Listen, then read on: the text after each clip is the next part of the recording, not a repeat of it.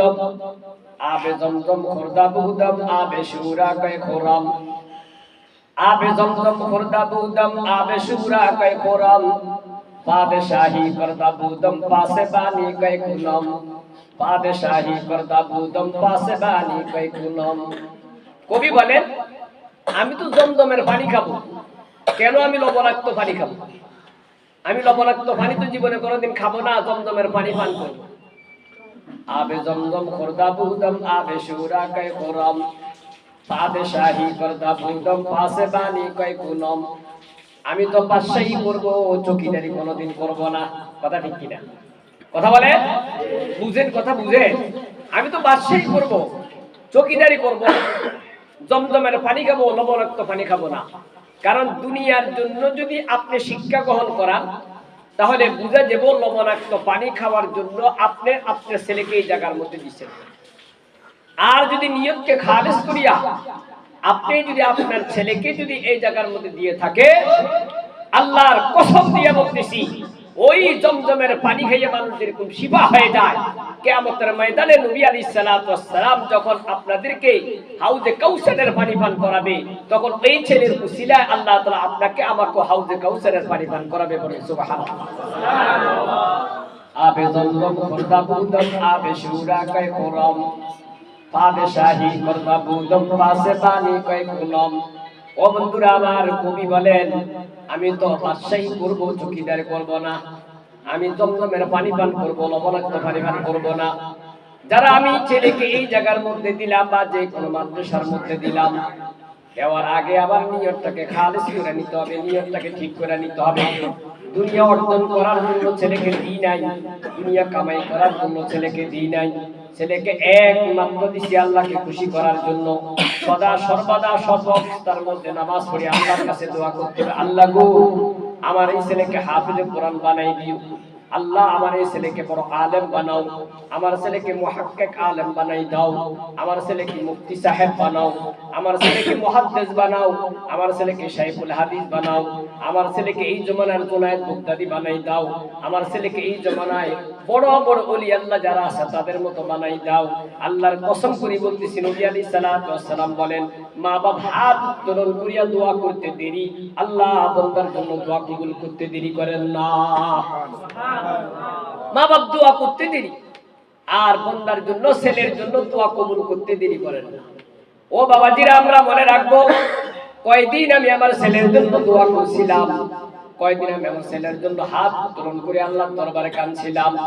আজকে যদি ছেলে যদি ডিগ্রি নেওয়ার জন্য চায়, তখন আল্লাহ তাআলার কাছে দোয়া করি, মানুষের কাছে বারবার বলি বাবারে দোয়া করি আমার ছেলেটা ডাক্তার হবে, আমার ছেলেটা ইঞ্জিনিয়ার হবে, আমার ছেলেটা ব্যারিস্টার হবে, আমার ছেলেটা অ্যাডভোকেট হবে, আমার ছেলেটা বিসিএস ক্যাডার হবে, আমার ছেলেটা এই দেশের সবচেয়ে বড় গ্রাজুয়েট শিক্ষা হবে।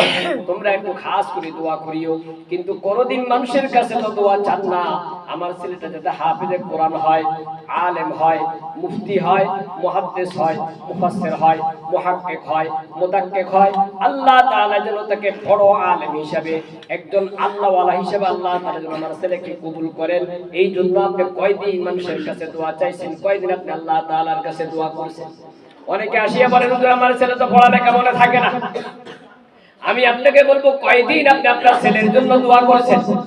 কয়দিন কয় ফোঁটা চোখের পানি আপনি পালাইছেন? কয়দিন আপনার ছেলের জন্য কাঁদছেন? ও বাবাজিরা, যখন নূহ আলাইহিস সালাতু ওয়াস সালাম যখন কিস্তির মধ্যে উঠছে, কেরাম যখন কিস্তির মধ্যে উঠে না, নবী আলাইহিস সালাতু ওয়াস সালামের কথা মানে না, নূহ আলাইহিস সালাতু ওয়াস সালামের কথা মানে না। বারবার নূহ আলাইহিস সালাতু ওয়াস সালাম বলো গো কেরাম এখনো সময় আছে, তুমি কিস্তির মধ্যে উঠো। বন্ধুরা আমার তারিখের মধ্যে লিখতেছে ছেলের জন্য নূহ আলাইহিস সালাতু ওয়াস সালাম চোখের পানি পালাইয়া পালাইয়া এরকম কি করতেছে, দোয়া করতেছে। আল্লাহ বলেন ওগো নূহ তুমি আমার কাছে আর ফরিয়াদ করার দরকার নাই, তোমার কেনানের জন্য কোনো হেদায়েতের রাস্তা আমি রাখি নাই। তুমি হাজারো চেষ্টা করলেও কেনানের জন্য কোনো হবে না।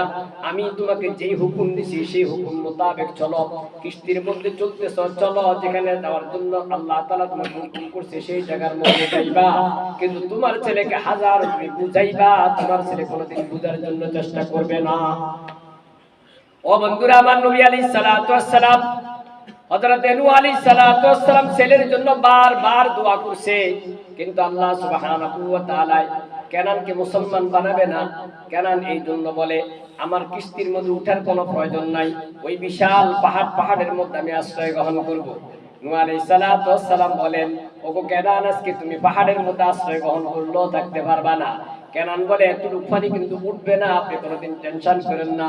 নূহ আলাইহিস সালাতু ওয়াস সালাম বলেন, আমি বলতেছি এই পাহাড় আর পর্বত কি দুনিয়ার মধ্যে কিছুই থাকবে না, এখনো সময় আছে, তওবা করো, এখনো সময় আছে, তুমি ঈমান আনো, তাহলে আমার মত নূর সাথে তুমি কিস্তির মধ্যে উঠিয়া আমার সাথে যাইতে পারবা।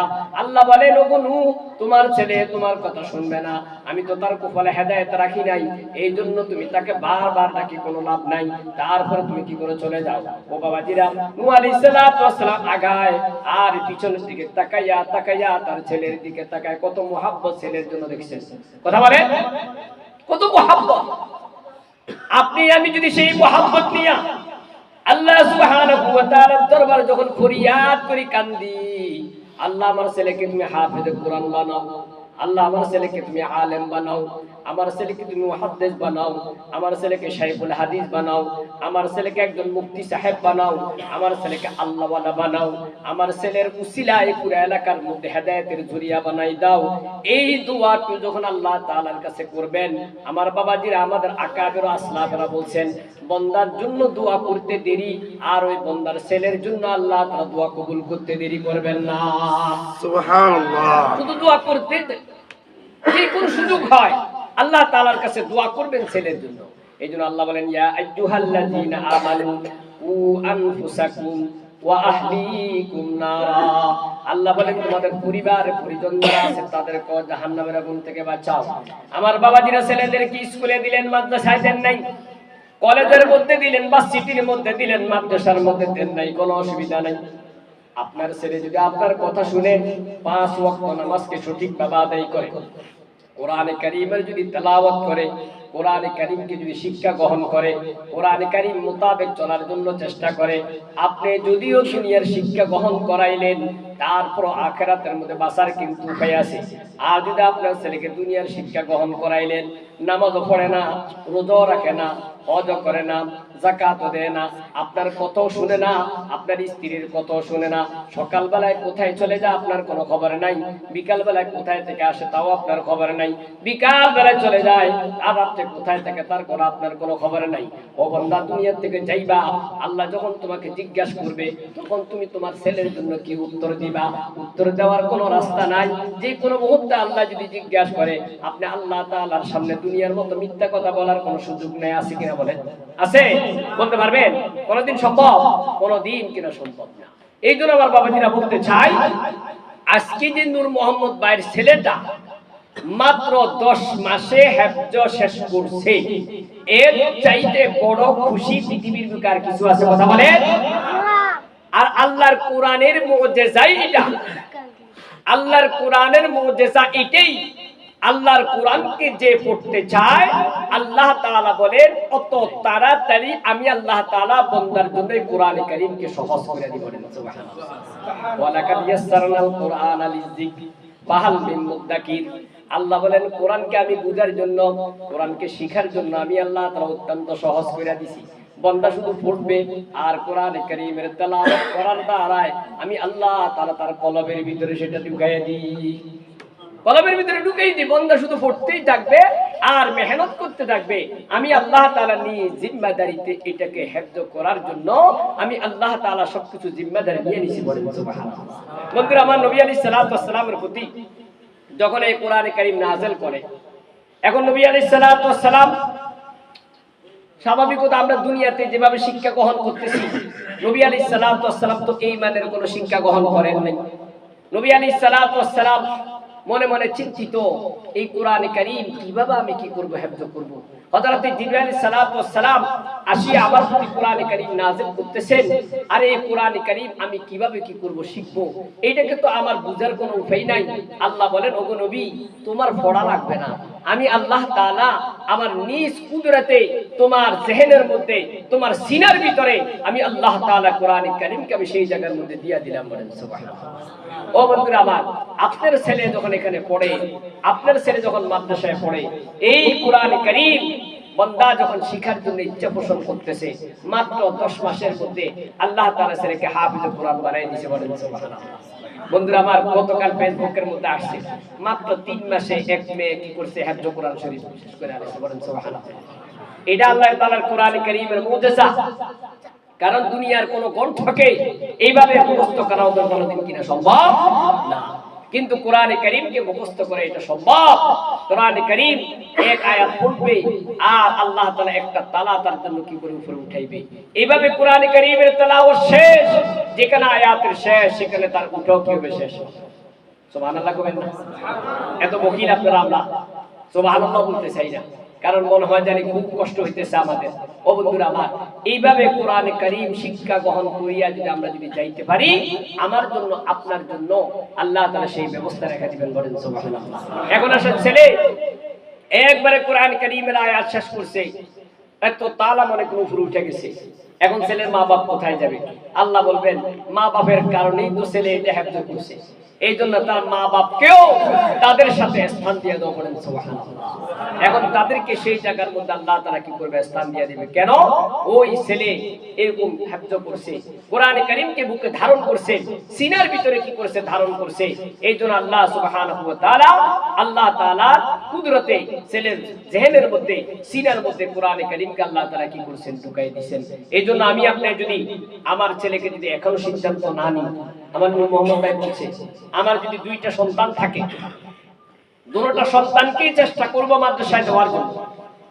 আর যদি কথার কথা পাইছেন যদি না দিতে পারি, অন্তত একটা ছেলে কেউ হলো হাফেজে কোরআন বানানোর জন্য আমরা চেষ্টা করব। পারবো কিনা কথা বলেন? কারণ পৃথিবীর মানুষ এখন অনেক আপডেট। আগে যদিও মাদ্রাসার প্রতি মানুষের একটা অনীহা ছিল, আলহামদুলিল্লাহ সুম্মা আলহামদুলিল্লাহ, এখন মাদ্রাসার প্রতি মানুষের অনেক ধারণা পরিবর্তন হয়ে গেছে। কথা ঠিক কিনা? আগে মনে করতো মাদ্রাসায় গেলে ছেলে মনে ভাত পাবে না, কাপড় পাবে না, এই পাবে না, ওই পাবে না, অনেক চিন্তা চেতনা, অনেক ফিকির ছিল। কিন্তু আলহামদুলিল্লাহ এখন মানুষের জেহেন থেকে ওগুলা কিন্তু অনেকটা পরিষ্কার হয়ে গেছে। সবাই এখন তার ছেলেকে মাদ্রাসায় দেওয়ার জন্য ইচ্ছা পোষণ করে। বিশাল সুন্দর বাড়ি করছে, ডুপ্লেক্স কি করছে, বাড়ি করছে, অনেক টাকা ইনকাম করছে। তার 2টা মেয়ে, একটা ছেলে। গতকাল এক ভদ্রলোকের সাথে আমার কথা হলো, ওই ভদ্রলোক বলতেছে হুজুর আমার 2টা মেয়ে, এক ছেলে, কিন্তু মেয়েদেরকে আমি ভালো শিক্ষায় শিক্ষিত করছি, একজনকে ডাক্তার, আরেকজনকে ডাক্তার বানানোর কাছাকাছি পৌঁছে গেছি, কিন্তু একটা ছেলে আল্লাহ তাআলা আমাকে দিয়েছে, কোনো দিকে তাকাই নেই, ওই ছেলেকে নিয়ে কোরআন কারীম হেফজ করার জন্য মাদ্রাসার মধ্যে দিয়ে দিই। দেখেন ওই ছেলেটাকে চাইলেও তো সে কি করতে পারতো, জেনারেল শিক্ষা শিক্ষিত করতে পারতো, কিন্তু সেটার দিকে না দিয়া ওই ছেলেটাকে মাদ্রাসা আলী কি করছে, দিছে।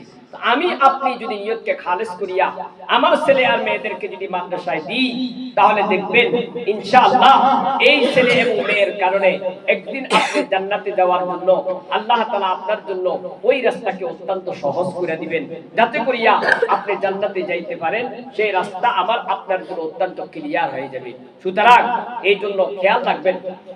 আমি আগেও বলি, সবসময় বলি, মা যদি ভালো হয় মেয়ে কিন্তু ভালো হয়, বাপ যদি ভালো হয় ছেলে কিন্তু ভালো হয়। কথা মনে করবেন, স্বামী স্ত্রী উভয় জনের কিন্তু হক আছে ছেলের প্রতি। উভয় জনে কি করতে হবে, লক্ষ্য করতে হবে ছেলেটা কোথায় যায়। হযরত মাওলানা জাকারিয়া রাহমাতুল্লাহি আলাইহি, আমরা যে তাবলীগের যে মনে করো ফাজাইল আমাল কি করি পড়ি, হযরত মাওলানা জাকারিয়া রাহমাতুল্লাহি আলাইহি উনি একটা ঘটনা বর্ণনা করছেন। উনি বলেন একদিন আমার আব্বা এক জায়গার মধ্যে শুয়ে রয়েছে, শুয়ে থাকার পরে আব্বাই যে বালিশটা মাথায় দিছে, বালিশটা একটু শক্ত।